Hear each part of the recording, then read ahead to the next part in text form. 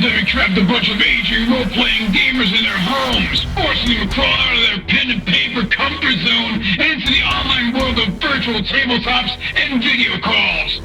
So join them as they raise the curtain to share their stories, insights, and love of all things geek. So grab your longsword and your +1 bottle of Viagra and get ready for another episode of Advanced Age Role-Playing Gamers Podcast. That's a lot of syllables for one sentence.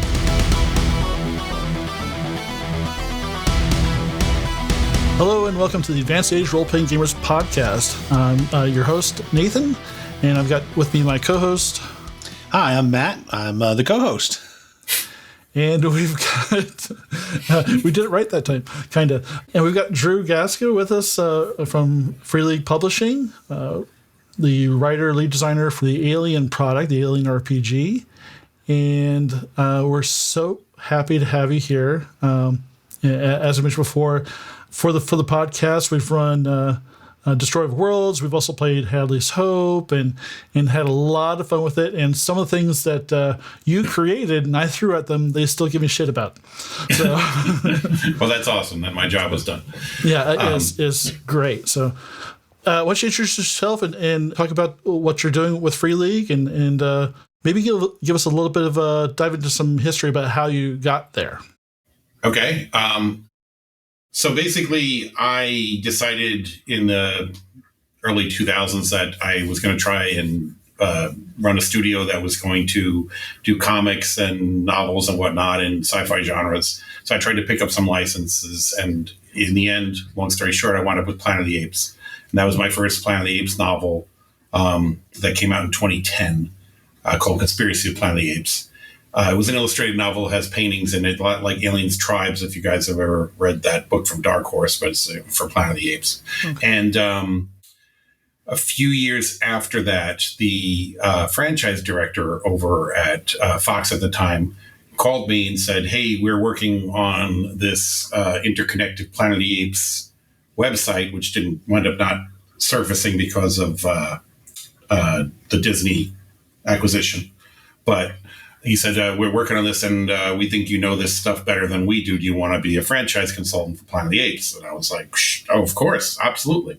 And that led to me doing stuff for Alien.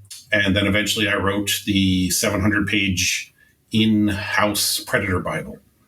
Because with the new movie was coming out, they thought they were going to have a big, licensee tie-in thing. And obviously the movie didn't do as well as they'd hoped. But yeah, and that's something I'm hoping that we'll somehow see the light of day for the general consumption. But yeah, I worked very hard on that for several months. And in the process of all this, I was told by the franchise director over there that if there's any property that doesn't have something locked up already with a licensee, that I can find a project for, they'll make sure that I'm recommended as the writer for it. Oh. So I saw there was no Alien role-playing game. So I went around and I shopped it around for almost 2 years. And every company I went to was like, no, it's a one-hit wonder. It's boring. Oh, it's the Alien every time. So no one wanted to back it. And then I connected with a friend of mine, Joe LaFavi, who is... he makes these type of things happen in between Hollywood and publishers and whatnot. He's an awesome dude. And I went to him and I said, listen, I can't find anybody. Can you find somebody? And within 30 days, he had hooked Free League up with the project, and Free League and Fox asked me to write it. That on Joe's end, he had just really liked what Free League was doing. And he said to them, give me a list of the top licenses you'd want to do. And Alien was at the top of that list. And the next week I called Joe and I said, can you find someone who wants to do Alien? So it was this, they were looking for Alien and I was looking for someone to take Alien, and it was just a perfect connection. So. That's pretty crazy how things happen. That's, serendipity, yeah. I guess. It's definitely not your normal story, none of my career in this business has been the way things normally get. It's like I got that Planet of the Apes license because I was making good money in video games. I was working for Rockstar Games on Grand Theft Auto and Red Dead Redemption. and I had gone into a comic shop, and I've told the story a million times, but I'll try to make this part quick. Went to a comic shop, and there was Planet of the Apes comic there. I was like, oh, that's awesome. Who's putting this out? Marvel, DC? And it was somebody called Mr. Comics. And I was like, if Mr. Bleepin' Comics can get a license, so can I. And that's when I got hired an entertainment lawyer and did all that stuff. So that's what it was, just signing. Okay, maybe I just need to make this happen for myself, is what I thought, rather than, trying to submit things and hoping somebody would pick me up. That's what I did. Yeah, that's pretty interesting kind of chain of events there. It's kind of snaking through the process from video games to graphic novel type product to an RPG. Had you written any other RPG products? No, but I was a GM for 22 years. Okay. And I had already retired working on that. I say retired, it had been like 10, 15 years since I wrote any RPG stuff because I just didn't have time with my work. And I was coming on to just write the setting and lore and to punch up some of the rule sections with some tone, like that, better check what's in your trunk and nonsense like that. That's in the regular rule sections. I wrote all those silly lines and threw them in there, so it wouldn't be dry. Because the rules were great, but, when you're reading a rule book, you don't want to be reading an encyclopedia. You got to punch up things. And someone else was supposed to be writing the Adventure Chariot of the Gods. And Hope's Last Day from Dave Semark was the convention game that they were doing. It was not supposed to go in the core book originally. The guy who was writing Chariot of the Gods, which didn't have that name yet, I'm pretty sure I named it. Either, I don't know if they let him go. I don't know if he quit. I don't know what happened. But they called me one day and they said, hey, do you want to take a stab at this? And I was like, sure. I mean, I GM'd for 22 years. I wrote 1 billion adventures for, 3 people around a table. Why not? I'd give it a shot. And in the process, it became big. Chariot became bigger than it was supposed to be, which is my trademark, apparently. The core book was originally supposed to be like 220 pages, and it's 340 or 380, something like that. I can't remember. But it's because I overwrote everything. So they decided to pull Chariot out, put the Con Adventure in, and give Chariot its own release, which eventually came into the starter set. Because originally Chariot was released by itself.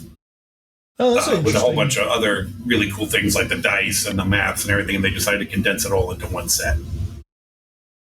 So was it their idea to do the box set? Yeah, I didn't even know about the box set. It was, what had happened is, from what I understand, and again, forgive me if I got this wrong, but from what I understand, the core book sold out immediately, and retailers had Chariot, and they had the map set and dice sitting around with no core book to sell. So they were like, what the hell are we going to do with this? And nobody wanted to order that crap. So they condensed it all into a box set that had everything and the stripped down rules. And then, boom, crazy sales on that one. So, it's much better. It's a much better deal for the consumer also, because I think all that stuff together, I don't know, it came to like $80 and you get it for 50 instead in the set, as I recall. So, it's really good deal. And quality of the map paper and everything, and you saw in Destroyer, it's the same way. Obviously, they really go all out. They do really quality products at Free League. Yeah, we've been really impressed. So, I mean, growing up, we TSR, all the sort of the older game companies. I've kind of feel like Free League's really coming into the spotlight of being a major.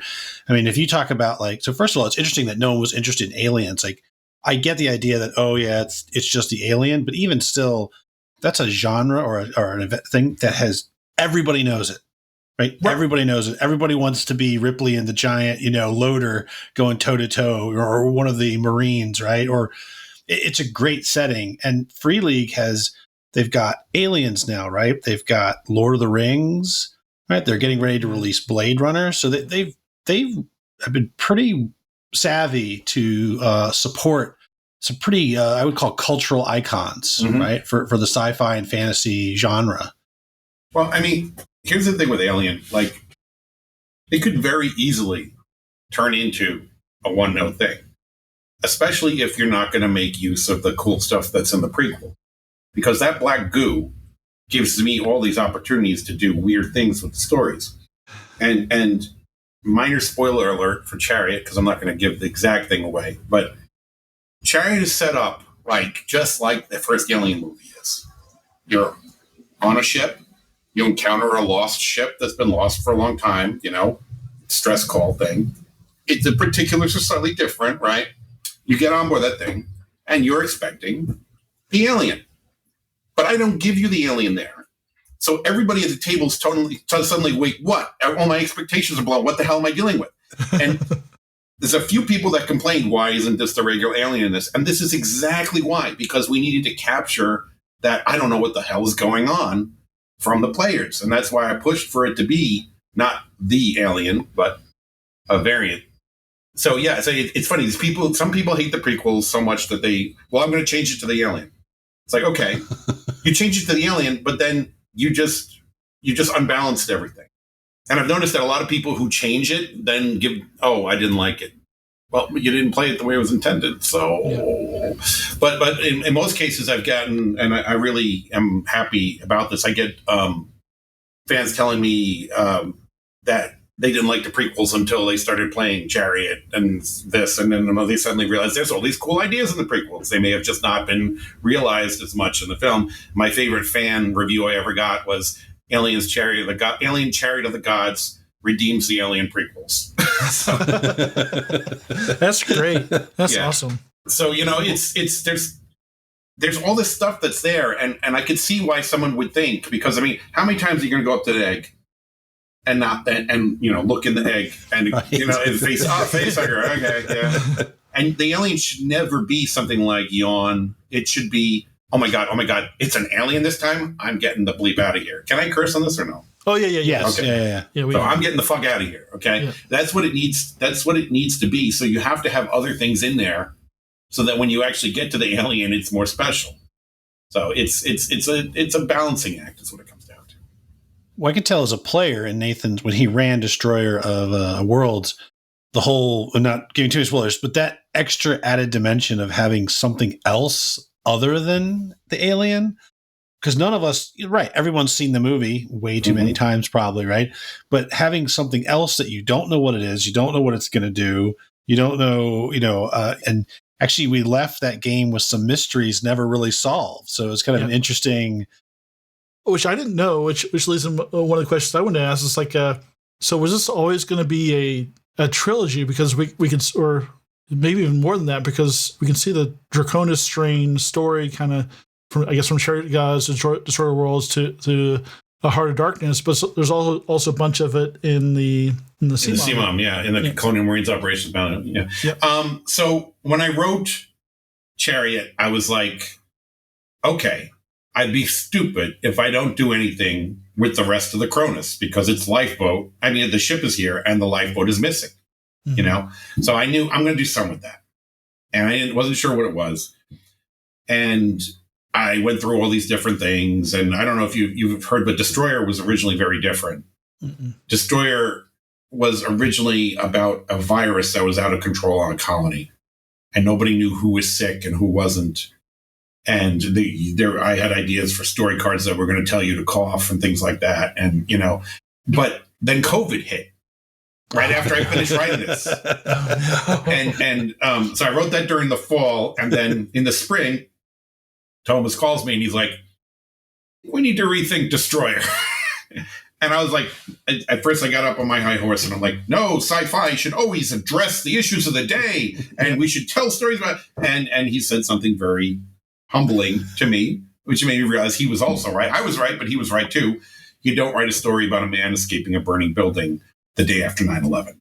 So let's let this thing go through and calm down before we go write something that makes something like, this is my life right now, And so he's totally right. So we adjusted everything, and I've put elements from what was originally in Destroyer in, the Heart of Darkness and other things. So nothing was wasted. And I think honestly, it's stronger the way it's turned out in the end. But I set out from the beginning thinking, we're going to set this in a year in the Alien universe. And every year of releases, we're going to advance the timeline 1 year.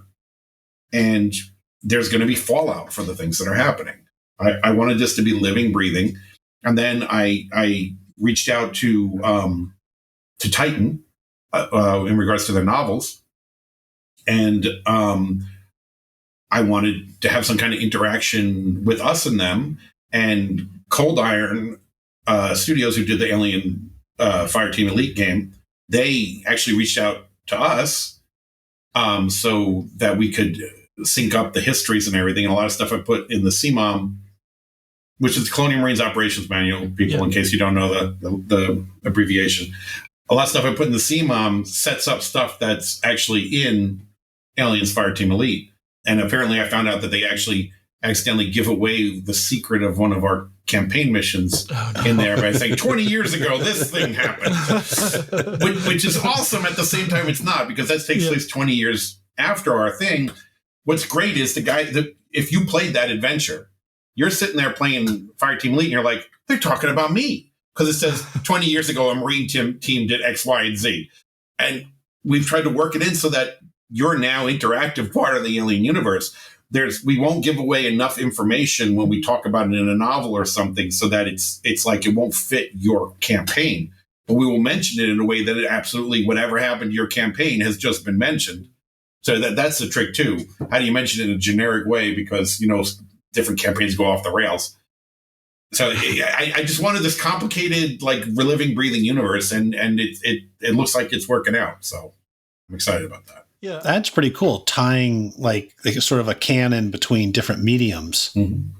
Well, that kind of plays to your strengths too, because you've played in all those mediums. So yeah, and in the past, companies wouldn't have been interested in doing things like this because everybody just wants to do their own thing, and that's why you have all this disjointed stuff in a franchise that doesn't feel like it fits together. Like the Marvel, Sony, and Marvel, as Disney's Marvel movies, have done a great job to keep everything together now. But the old way, absolutely, it was completely, nothing had anything to do with each other. And people have seen the value in that. And it's because of those Marvel Disney films that companies are like, oh yeah, let's connect with that now. So it's, and when I'm a huge fan of the old Star Wars West End role-playing game. Mm-hmm. I GM'd that forever. And because of that, when I started to write these Alien books, I wanted them to be source books for the universe just as much as that they were a cool game. Because there's always that person who, I had friends who bought those Star Wars source books just because I'm a Star Wars fan. I'll never role play this thing. But then it stares at you and it's a gateway drug to role playing. So, and those books got handed off to authors as source books for their novels in the Star Wars universe. And that's what's happening now with the role playing games. They're being given to their writers and stuff, and I think that's fantastic. We're all in sync now. Well, and they're treating the IP like it's they're treating the IP well. They're taking it seriously and not, you've seen some growing up. There were probably like 2 or 3 D&D movies, and they were all awful, and they just it was just like, okay, we're gonna make a few dollars on the people that are fans of this stuff, and it's gonna be it doesn't really matter if it's any good. But now, the quality that Free League is putting out in Alien and the other IP that they've got a hold of now is just phenomenal. Just the art, the build quality, the books is super nice. The binding is great. So, yeah, I'm loving this. So one of the things I wanted to ask you about was I'm probably just a tiny bit older than you are, but we've probably been playing games about the same length of time. How old are you? I am 51. You're a year older than me. I turn 50 next month. So I was never a huge fan of pre-gens for characters until I played Destroyer Worlds with these guys. I guess as part of it, I think, is the way the system works, where you have a buddy and a rival, but the backgrounds worked really well, and my friends did such a great job bringing those characters to life and just diving right in and making them run. Like our friend Sean, there will never be any other Gunny Sergeant Mason, and Tears Dante was just totally off the rails. See that, and that's Hammer. I'm sorry, Hammer. Hammer. He played Hammer. Yeah, that's an interesting thing, because I look at the Reddit stuff and I see what people are saying and whatnot. And every now and then there's somebody who has negative comments, and you can expect that. And I read these negative comments and think, okay, whether this guy is right or wrong, why did you get to that? Okay, what can we do to make sure that that doesn't come across that way? It's because no matter what, you can always learn. Okay. Yeah. And there's people, I think the people that don't get the game are because they're not willing to broaden their horizons of what role playing means and stuff like that. And because I've heard several times that, there's no player agency because you've given us a character and then you give us these agendas.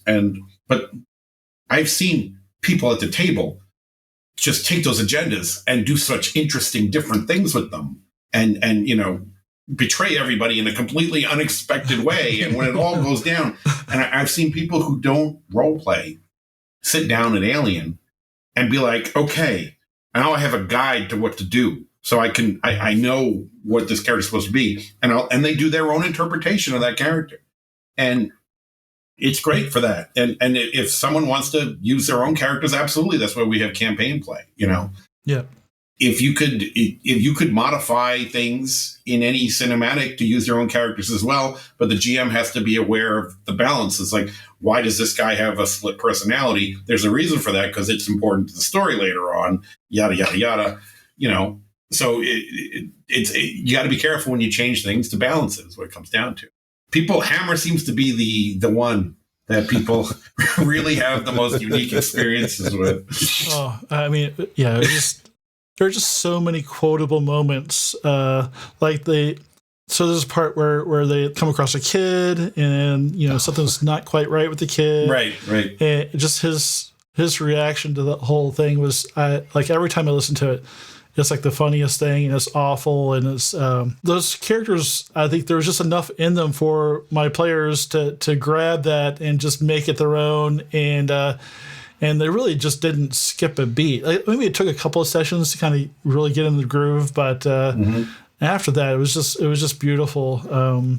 But so that I really liked. Well, and Nathan, if you don't mind, so as a player, I didn't feel right. We've been playing for. I didn't feel that those pre-gen characters felt railroaded at all, even with the agendas, right? Because I think what you said is right. It gave us like a left and right wall, but it still gave us like how we wanted to get to achieve that, right?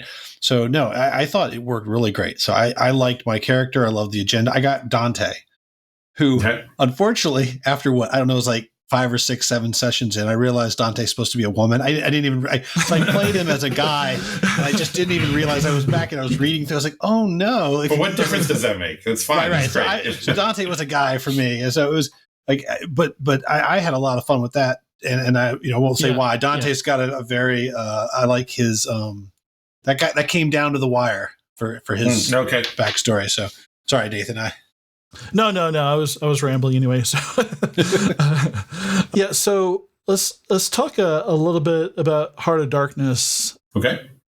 So I've been flipping through it, and do you want to talk about the star of Heart of Darkness? That's what I was saying.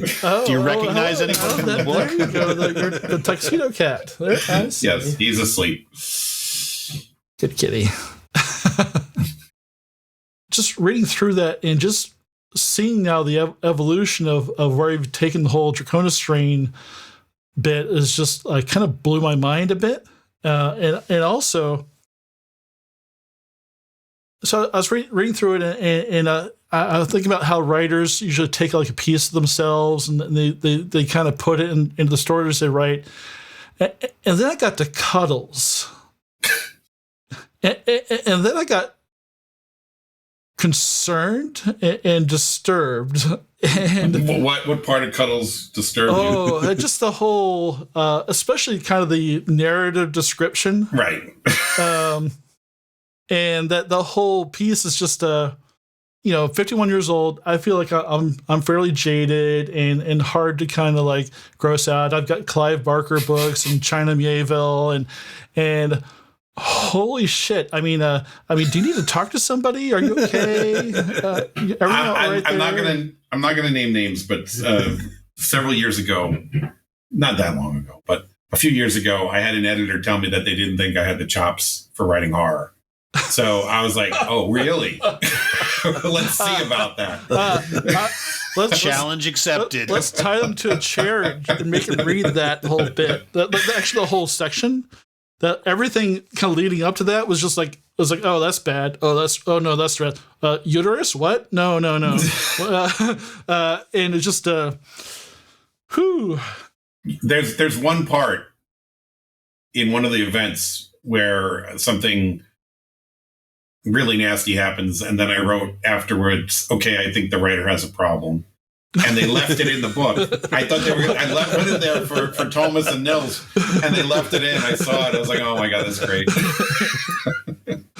Yeah, and actually, I love that meta kind of stuff, as Matt would probably attest to. But so speaking of that, so that's really well done. If you like body horror, this is got it. So the funny thing is that I can't watch. I can't watch like Saw or anything like that. It's too disturbing for me. I can't deal with that.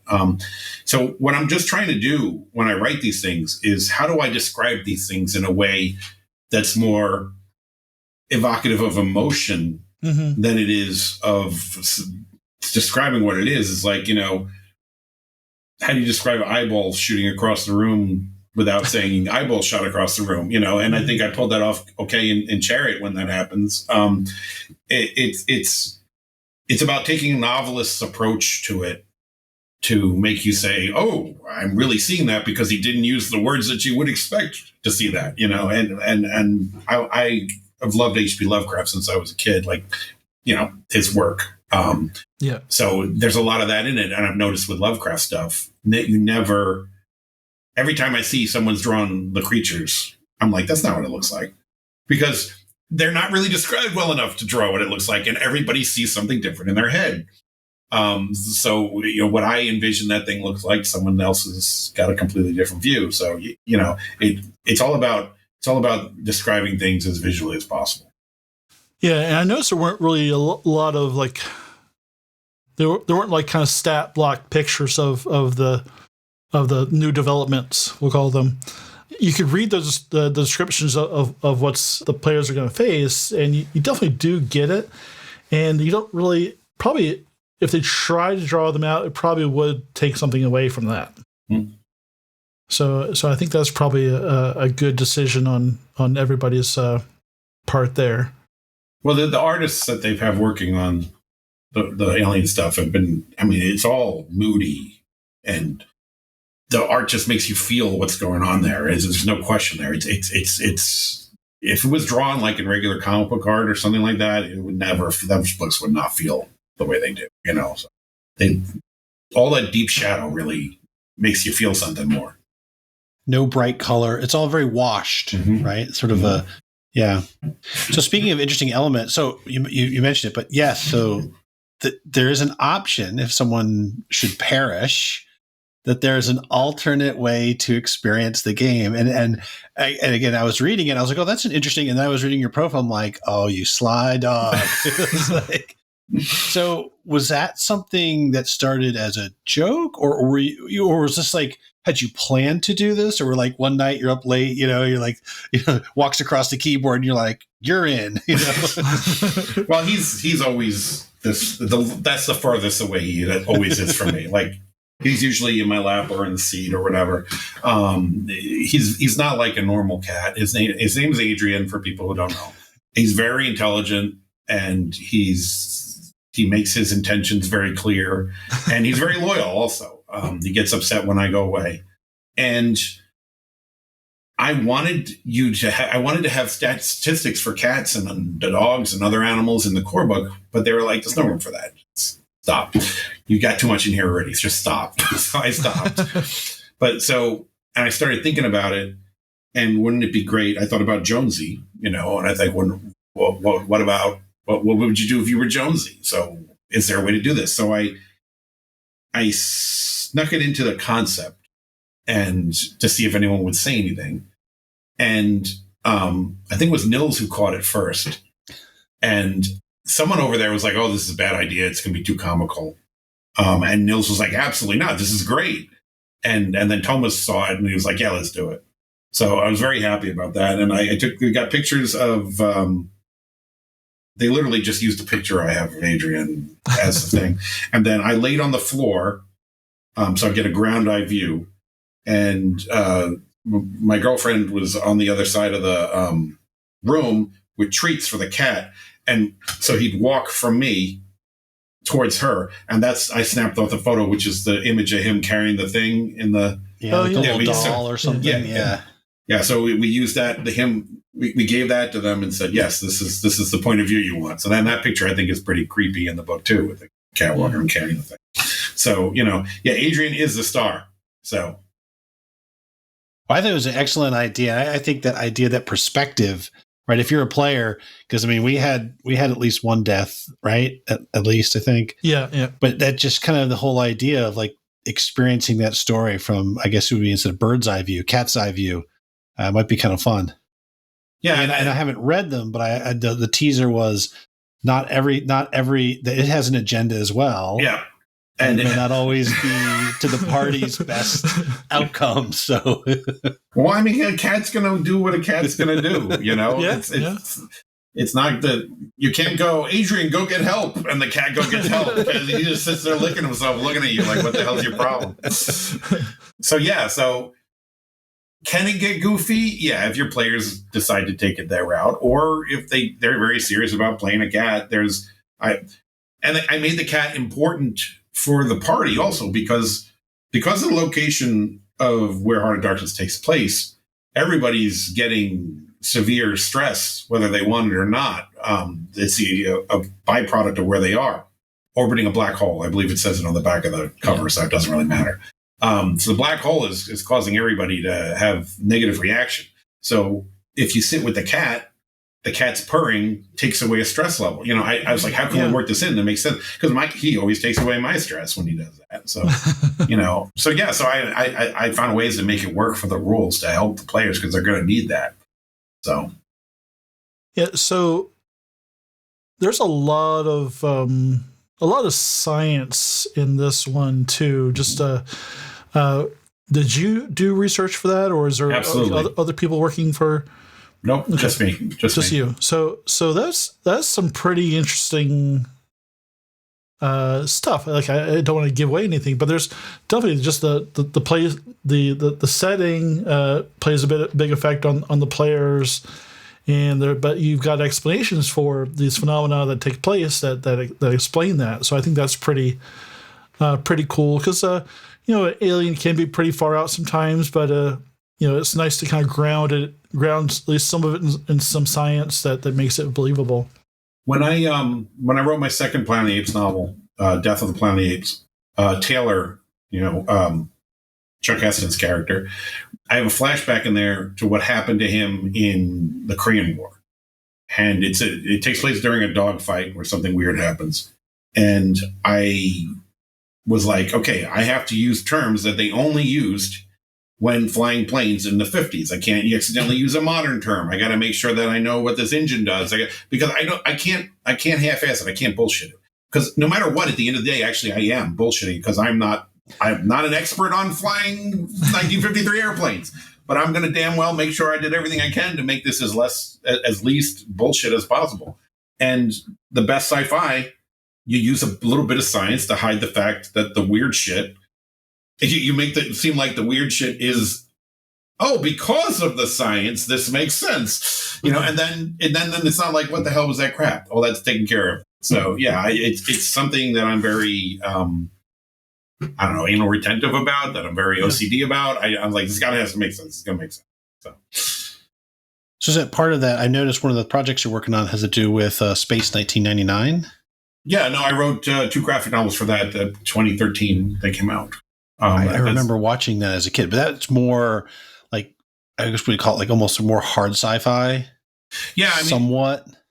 In some ways it was. In other ways it was like they just threw science out the window. Like what happens with the moon blasting out of orbit and everything. They didn't really think that through. So when I wrote the graphic novels, I thought it through. I made it make sense. Like the first graphic novel is called Aftershock and Awe. The first half of it is a retelling of the pilot episode of Space 1999. But apparently when the pilot episode was done, it was 3 hours long. They chopped it all down to what they did to a single episode. It wasn't even a two-parter in the end. And they got rid of all the rest of the footage. But there's audio cassettes of all the extra scenes that they had done because someone on set was just recording the sub. So I went through those audio cassettes because they're on YouTube. And I looked up scripts and I found all the scenes and I was like, okay, season 2 characters are not mentioned in the pilot. They just suddenly appear as if they've been there already. So I'm going to show what they were doing in this. And I did this extended version. And then the second half of that book tells what happens to the families of the people that are on the moon on Earth when the moon blasts out of orbit, because there's a lot of science about how fucked up the Earth would get if the moon suddenly blasted out of orbit. So, yeah, this is just a trend with me. I have this problem where I was like, I got to make this make sense. Too many people say, well, it doesn't make any sense at all. And I'm like, it's sci-fi. There's always a way to make it sense. So I was looking through this too and just trying to connect the dots in between the three. I'm calling it a trilogy, but it's not really a trilogy. It kind of is. Yeah. So I think I mentioned earlier, but it seemed like you took it a direction I wasn't really expecting as the fallout from Destroy All Worlds. And it's it's very like escalated. Are you talking about the border bombers? Oh, yeah. Well, that and the radiation stuff. Okay. Like that, the whole the science bit, and the repercussions of that, and the new threats. Mm-hmm. And it's just, I'm just wondering, like, is that once you're done with Charioted Gods, was this like always in your mind to kind of do that take it that far, or was this something you did after getting through Destroyer of Worlds? So you're talking about the new threat? Yeah. Okay, yes, because Heart of Darkness introduces a brand new threat to the alien universe. Something that people are not expecting, and I wasn't expecting. Yeah. If things go according to plan, we'll see a lot of fallout from this in many places. So it actually it came about from me thinking about, okay, so it's very difficult to talk about these things without talking about these things. You know what I'm saying? It's hard to ask the question. I was trying to figure out. We definitely don't want to ruin it for anybody. But no, not at all. It's worth it. Yeah. My approach to these things is like with a license. I will never be like, oh, I got to do this license. Well, I really want to do this story about basket weaving. So now we're going to basket weave an alien, okay? Because that's all I really care about. Basket weaving is my passion. I will never do that, okay? I don't care what the license is. I really don't like Power Rangers. If it was Power Rangers and I was working on it, they'd have to offer me a lot of money to work on it. But I would still do the same thing that I'm about to say now, is that I read all the shit. I watch all the shit over and over again, and I play the video games, and I do everything about it. And I say, okay, we have this here, and there's this here, okay? But this kind of implies this, even though it was never intended to. So we'll do this story that does this. You know, I'm not looking to change the universe. I'm looking at what should be there that's not, that makes sense from everything around it. And again, without giving it away, there are some things that happen in the prequels that don't get answered that made me think, how can I address this? And I don't even know if you've picked up on this yet, but how can we address this in a way that not only we can talk about possibly what that meant, but in a way also that Ridley Scott will never be like, why did they do this? You know, because Ridley didn't have plans. What are you doing, buddy? What are you doing? What are you doing? Is he in the shot anymore or no? Some addition. Yeah. He's there. You all right? Want some snacks? Probably. Snacks. Yes. We all this cat is my Wookiee. Okay, so when I moved down to Florida, and then when I moved up from Florida to St. Louis, I have a Ford Expedition, and the entire car is packed, and I've got pillows and everything on the seat next to me, and he sat on my shoulder literally the whole time. And whenever I had to stop to go to the bathroom, I just unzip his thing, and he'd just go sit in that until I came back. And it's not your normal cat. No. So that's why I was very happy to finally make him a star. I'm trying to find water-soluble ink or something that when we do signings, I can put his paw print on the book as well. Oh, that would be very cool. So he's going to need to get an agent, exactly. So keep him grounded, right? Don't let it go to his head. So what do you call it? Anyway, I'm sorry, that was a tangent. Well, we were talking about the connecting the dots and stuff, right? Yeah, implied. Yeah. So it's just it was making me think about things, and this is the biggest thing. Also, it's like you can't contradict. You can't say something. You can't go do something life shattering that might be contradicted in the next movie. Okay. So there are things that we haven't even been told. Don't touch that. But I'm just not touching that, and I'm finding a way to address things around it because I know better. Yeah. At the end of the day, and this is something else people don't understand. Franchise consultant, right? Okay. A lot of people say, here's the guy who controls the canon. No. I'm a consultant. They say to me, hey, can you make this shit make sense? And I say, well, sure. And I put together a thing and I make recommendations and I think this should be this and this should be this. And they get it and they go through it and they can say this is garbage, no. Or they can say, yeah, absolutely. 9 times out of 10, they're like, absolutely, that makes sense. Every now and then I've gone in the wrong direction from what they intend and they tell me and I say, oh, okay. And I fix that. I don't control anything. I keep the canon and I try to make sure that everything I'm involved in, even is just like with Cold Iron originally just had a couple of questions and I was like, well, what are you guys doing? They showed me what they had planned. And I was like, ooh, this one thing you got to change because that actually contradicts something that's already out there. Mm-hmm. And I said, but all this other weird new stuff you have, let me lay the seeds for that in the CMOM so it doesn't seem so weird. And it's about working that together. So yeah, I don't control the canon. That's ridiculous.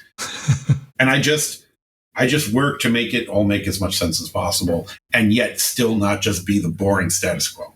So it is a total juggling act. So what's the process like when you come up with like a plot line or some hard details that you want to put in in CMOM or one of these other books to get it kind of blessed by Fox or? Well, it's not Fox anymore now. It's 20th Century Studios. All right. Well, thanks for correcting me. Yeah. They dropped the word Fox. 20th Century Studios, and they belong to Disney. So I have to fill out. It's probably less than 2,000 words. A sheet that says, "Hey, this is the concept. This is what I'm planning to do. Here's the type of characters you'll see, and here's a very vague plot." Because I probably don't have the plot figured out completely yet, right. So I have to write it in a way that does two things.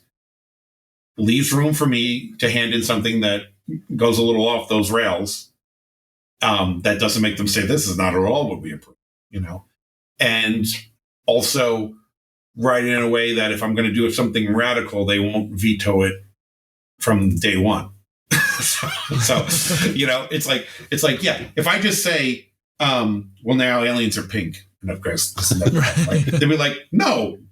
But if I have them go through a cocoon and a metamorphosis and they arrive and they're pink in the end, when they read that in the final, they're like, oh yeah, that makes sense that they're pink now. You gotta, that's the most basic way to explain what I'm saying, but you get what I'm saying by saying that, you hit them with the radical thing and they're like, no, you present it in a way that they can understand it. And then they're like, wow, that's really cool. Let's do that. So, we get approvals on that, feedback, whatever, until it's finally approved. Most of the time it's approved right away. Sometimes there's back and forth.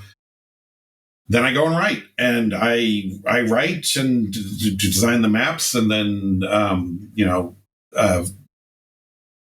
Christian at Free League, he makes my maps better, and Thomas and Nils tell me no a lot because it needs to be said. I have a tendency. I have a tendency to really complicate things with the rules. Probably because I played Dungeons and Dragons forever, and that was roll for this, roll for this, roll for this. And in Free League, it's like, no, we roll this one time, and there's a modifier, and it's done. So they're always like saying, well, let's rewrite this roll part, and it's never been my forte, and I never pretended it was. But yeah, we go back and forth with that, and then Dave Semark, who wrote Hope's Last Day, and a lot of the core books, Alien Attacks. I've written the Alien Attacks since the core book, but he wrote the one in the core book, the ones in the core book. He play tests it, and we get feedback from them on what worked and what didn't. And we make the final tweaks, and then we get it over to Disney, and we usually get a list of questions back that are like, well, why would this be like this? And I say, well, if you look at this Dark Horse comic, and if you look at this novel here, and you look at this unused design from Covenant XYZ, and they say, oh, okay, because it all pre-exists. Yeah. Okay. Even the weird things I do are coming out of things that pre-exist. So they're not going to shoot it down if you have precedent for it. And then there's some minor things that they want tweaked, and we tweak them. And then it goes out for beta. People who pre-ordered it get a advanced PDF of it. Yep. And for 2-3 weeks, we get lists on the forum. Hey, you guys misspelled this here. Hey, this card is mentioned, but it's not one of the cards anymore. Little things that because we've been staring at it for 6 months, we don't realize anymore, and that we just went through that phase with Heart of Darkness. So the final tweaks are being made. And once that's done, once it goes to print, the PDFs will be updated for everybody. And that's the process, really. It's not as, I don't think that sounds complicated. It goes well because I've been doing this for so long, because I was a consultant beforehand. So I was the guy on the other side of the table originally. I know how to word things in a way that they're probably going to say, oh, okay. And if you don't know how to do that, it could get shut down.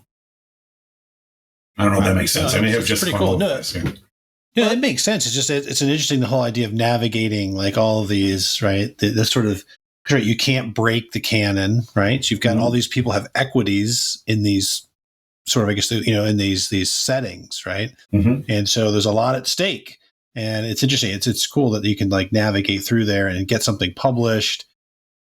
Speaking of rules, so how much of the rules in Aliens was were already set up for you, or did you have any say in them? So I guess the number one thing that, well, I know I liked as a player was the stress mechanic. Right. And I know it's different so we've played several different Free League games, and the rules are similar, but not the same. Right. And so when playing there was stress in the Twilight 2000 setting.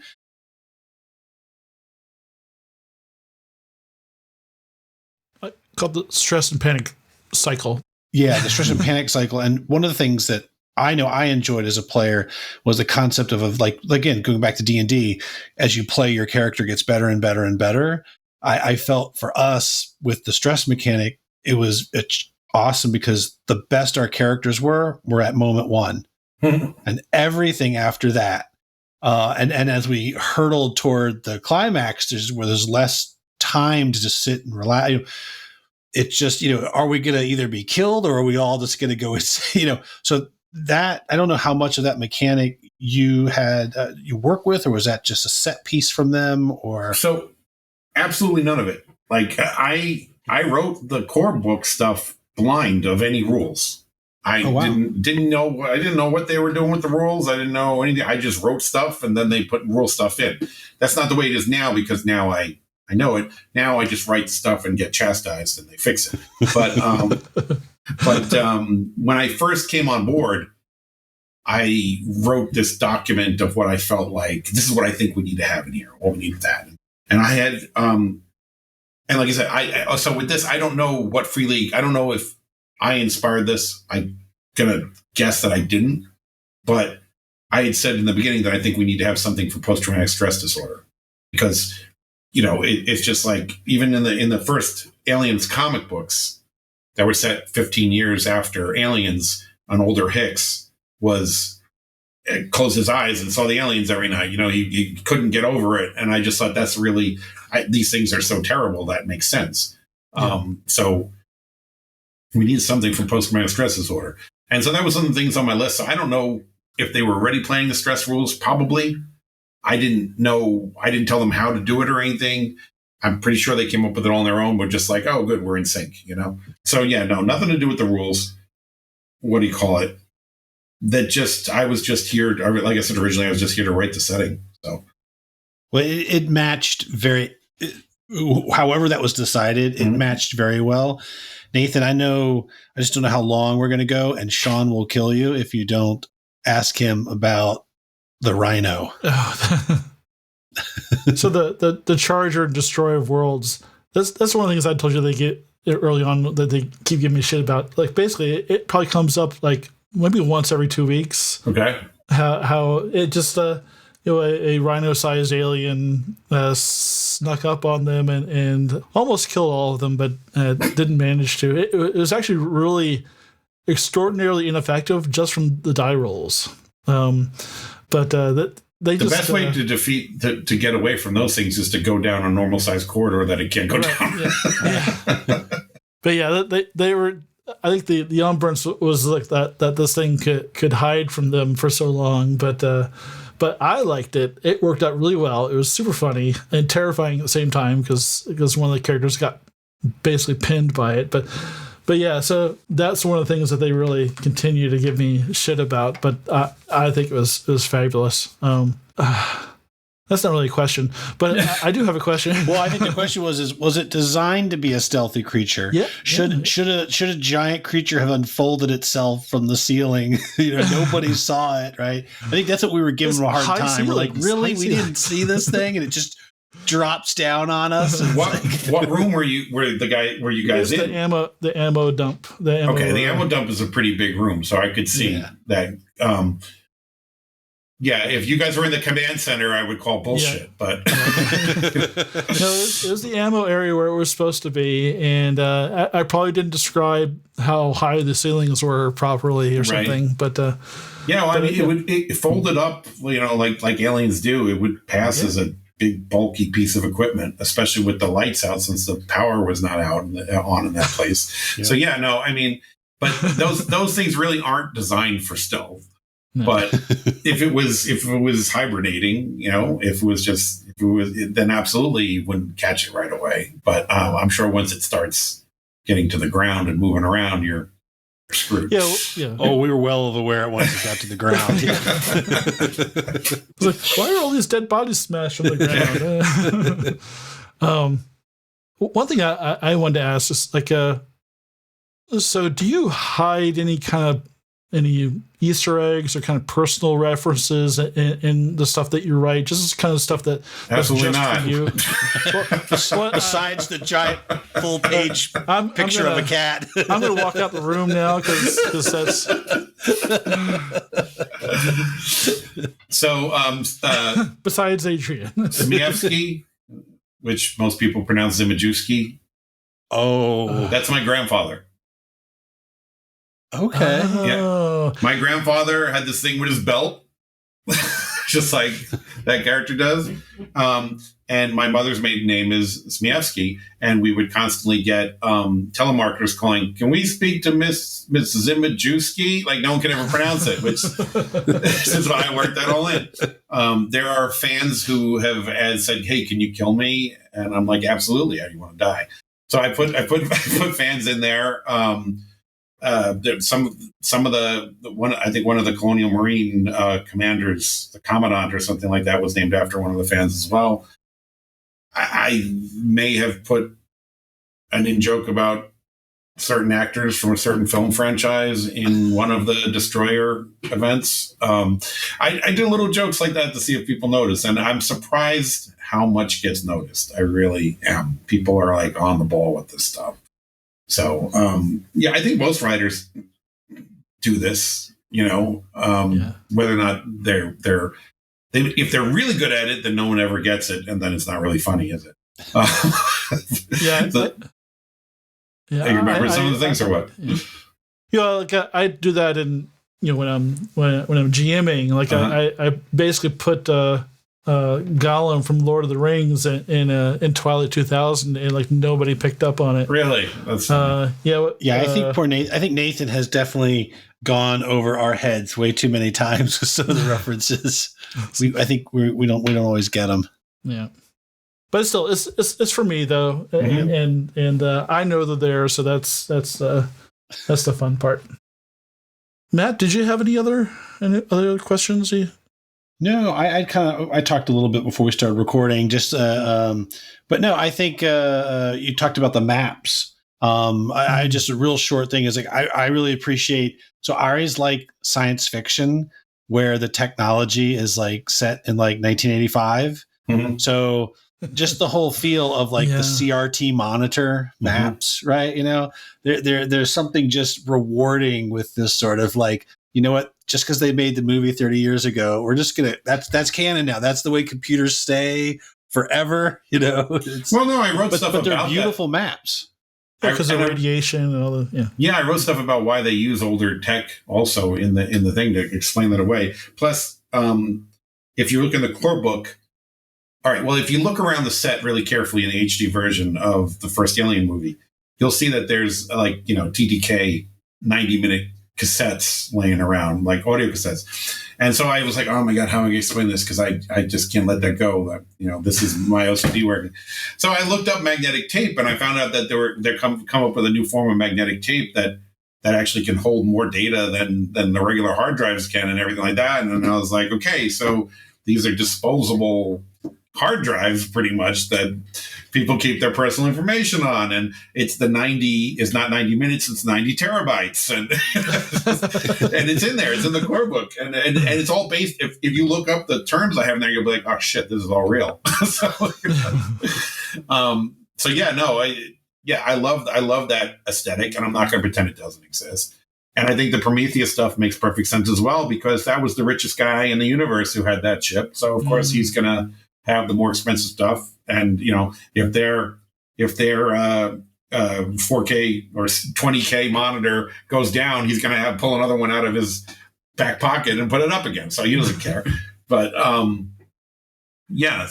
I love that aesthetic too. I wanted to embrace that aesthetic, and I'm really happy that they put the CRT lines and stuff like that. It has been a lot of we both see Alien the same way, which has been really a pleasure to work with somebody like that, because a lot of times you're like, oh, how am I going to make this what it needs to be, and trick them into thinking that is what they want it to be. Anybody who's ever had a boss has been in that situation.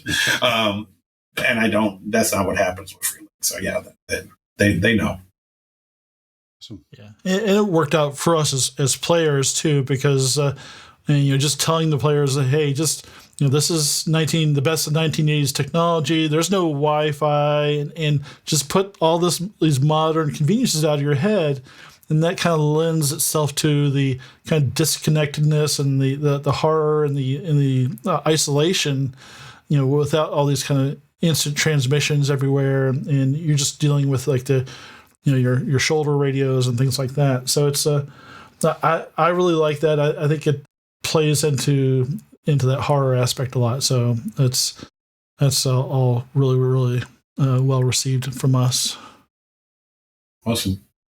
But and I forgot to say this earlier, but congratulations on the Innies. Oh, thank you. Appreciate it. Hopefully we get nominated again this year for the CMOM. I'm sure you will. No doubt in my mind. And what was my favorite one? Was it the Best Death or something? Best Way to Die. Best Way to Die. That was from Tabletop Gaming Magazine. Yeah, that was an entity. That was Tabletop Gaming Magazine. Okay, I did see that. But that I saw that as like, okay, yeah, I agree. There are so many wonderful ways to die in that. But Drew, I think we can wrap it up and let you have some your night back. I really appreciate having you with us. It's been a pleasure, especially how much time we spent with your products, really enjoying them. So this has been an honor for us, for me at least. I'm sure probably Matt too. completely enjoyed the setting. He hates me. He hates me. I completely enjoyed the setting, and I read through. I actually stayed away from reading the scenarios in the Colonial Marine because I'm hoping Nathan will run again, maybe a Geek Weekend this year. So, but the whole franchise is amazing. You know, it was one of the scariest movies I ever watched, and then they followed it up with one of the most badass movies I've ever watched. Mm-hmm. Right. And then there were some other movies they made that some others, yeah. I actually love the third movie, especially the assembly cut. Okay. I don't know if you've seen the extended version. Oh, you got to watch that. It's so much better. There are parts in the third movie when you watch the theatrical version, you're like, wait, what just happened? And it's because they left this big chunk of scene out. That's why, Okay. So I really recommend it. I think it's called Revisit. I think it's called the special edition now, because the assembly cut was when they found the footage but couldn't find the audio. They just had the shitty original audio. So the audio would be terrible and suddenly subtitles would come up for those scenes. And then when they redid it again for the next Blu-ray version, they called it the special edition, and they brought all the actors back into the studio, 15, 20 years later, 20, 30 years later, or however long since Alien 3. And they had them re-record the lines so they could ADR it. So, oh my gosh, but it's great. It's great. Okay, check it out. Yeah, Alien Resurrection, I've never been a big fan of, but but here's the thing too. It's like it's still canon. It's not my job, nor would I anyway, to pretend it's not canon. That's not how this works. And the reason why we set the game when we did was only because there's so much more interesting things happening at that time than setting it after Resurrection, because that's 200 years from the future. But one of the cool things is, and you've probably seen this since you have the C-Mom, the Betty, the ship from Resurrection, they say she's over 200 years old.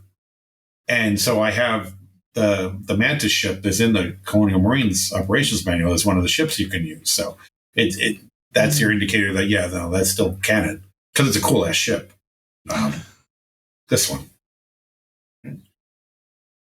Oh, yeah. Awesome. Yep. Yeah, that's super cool. I have all this crap around me because I'm obsessed. So, at any rate, you're professionally obsessed. Yeah. Okay. So, any last words? No.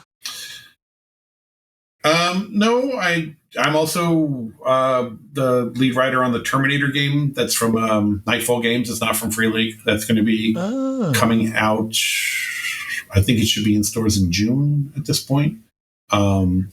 I also was lead writer and creative director of Carbon Gray, which is a RPG it's a World War I DieselPunk thing that's using the West End game system from the Star Wars days. It's using those rules.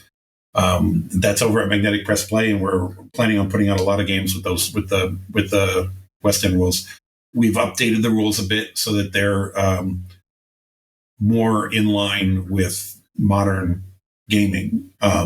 There's some things that, honestly, if you look at things, the West End system is almost like the ancestor of the way these games are done now. That the D6 pull dice and all that stuff. It's like, it's clear, hey, these guys came out of this. But there are some rules in there that were like super clunky that we cleaned up, and we call it the D6MV. Which is magnetic variant. Is that out now, or the Kickstarter was last year, and I believe they're going to be arriving at the end of this month. You could order from the website if you haven't yet, and then in stores thereafter. But check it out. It's got cool minis and everything. Cool miniatures, not from Cool Minis. Cool miniatures. Got to be careful what you say nowadays. Yeah, and I just, there's a bunch of other projects that are coming up that I can't talk about right now, but I'm working on a ton of things. I have 25 releases to my name by the end of this year, and 10 of them come out this year. So, part of this is COVID related with delays and stuff, but I've been working my ass off, getting those any nominations, awards actually.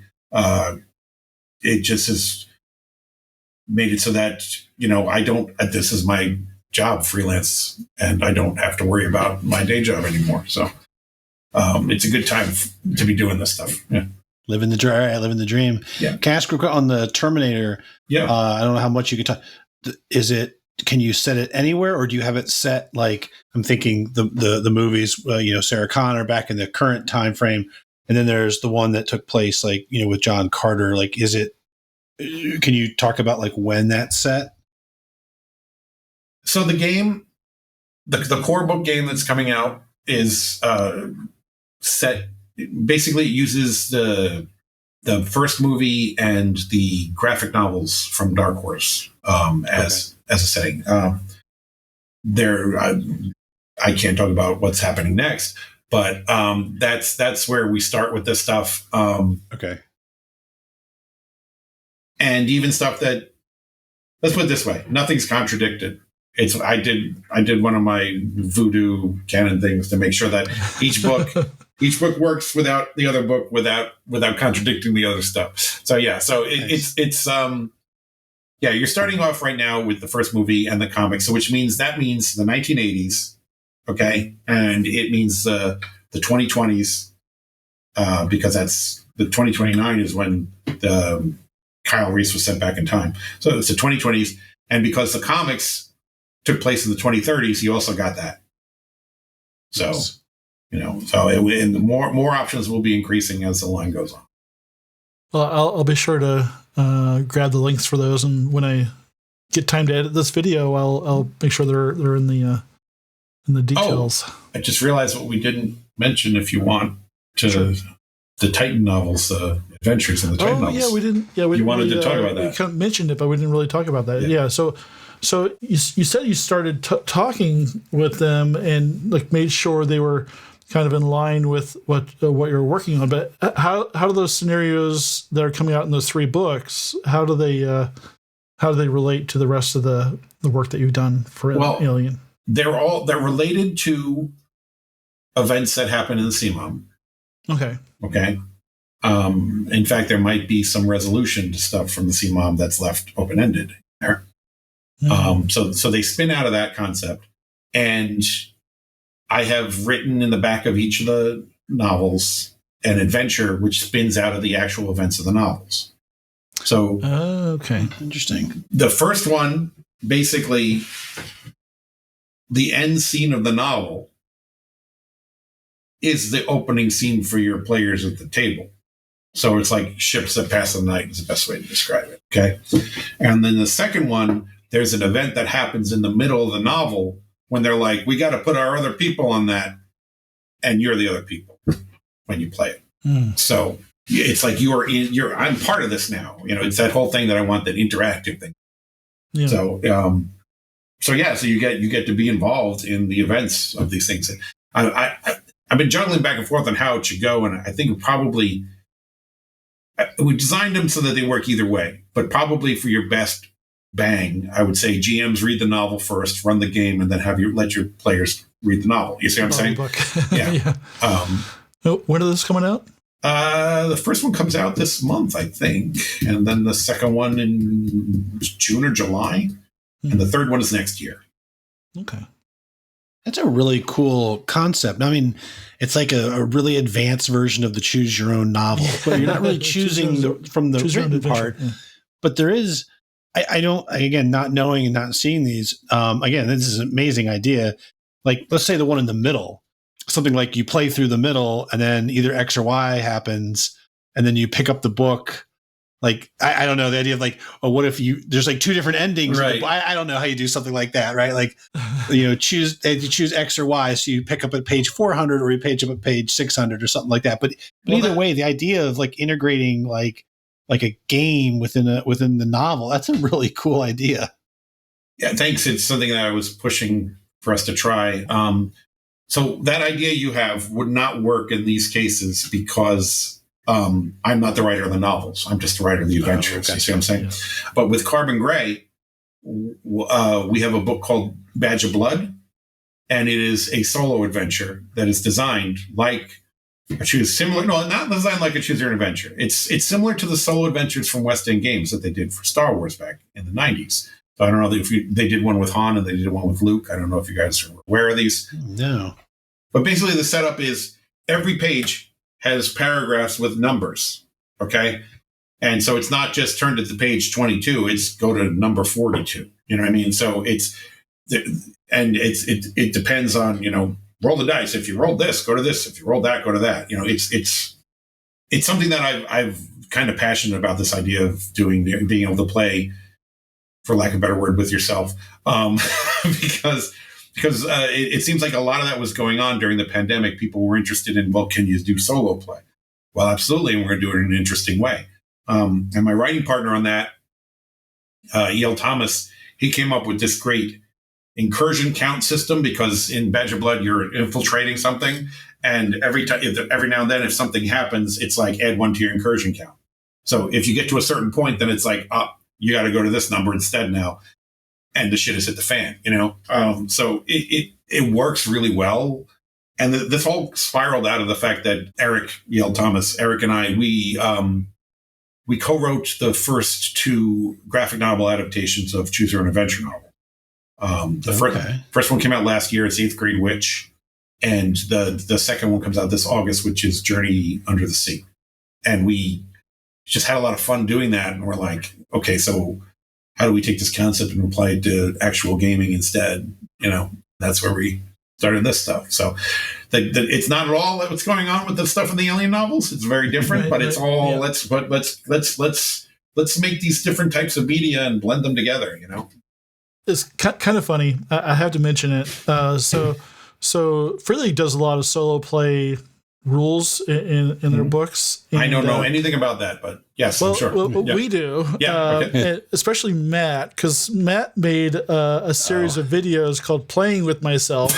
I was laughing when you said that.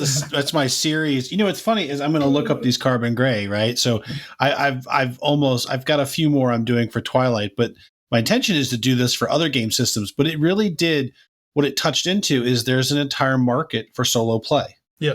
I found some good websites. There's some blog sites that all talk about structuring for solo play. So I think it is definitely, it is not a saturated market, right? There are people who can't, even with electronic gaming, it is still hard to schedule, to have a group of people to get together at the same time and play. And so, as a kid, I used to read Choose Your Own Adventure books, loved them. I mean, so it is. Me too. Yeah. Me too. Yeah. Find Your Fate, Choose Your Own Adventure, all those. The Indiana Jones ones. There were G.I. Joe ones too, I think. Oh, wow. It's just a really cool thing. And I have plans for something which I can't discuss now, which is more advanced even than that for this stuff, because it's something that I'm passionate about. What do you call it? I'll get you guys copies of Carbon Gray stuff if you want to review it and look at it. Yeah. That'd be good. Terrific. And love to have you on again when you can talk some about of these projects come out, right? Yeah, I'd love to be back. So let's do it. Awesome. Well, thank you so much, Drew. This has been fabulous. I know I'm a lot smarter now.